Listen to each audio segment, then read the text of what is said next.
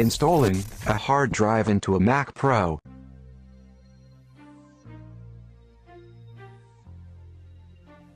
First, shut down the computer.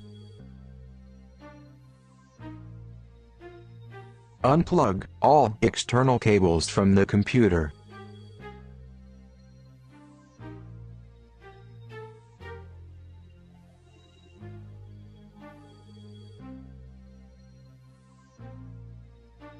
Hold the side access panel and lift the latch on the back of the computer. Remove the access panel and place it on a flat surface. Touch the metal PCI access covers on the back of the computer to discharge any static electricity from your body.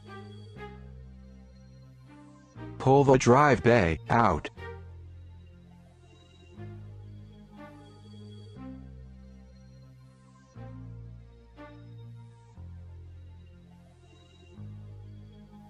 Position the carrier on the new hard drive.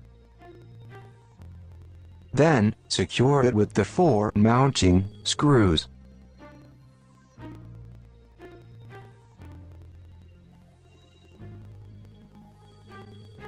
Slide the carrier and drive over the guides and into the drive bay until you feel the drive snap into place.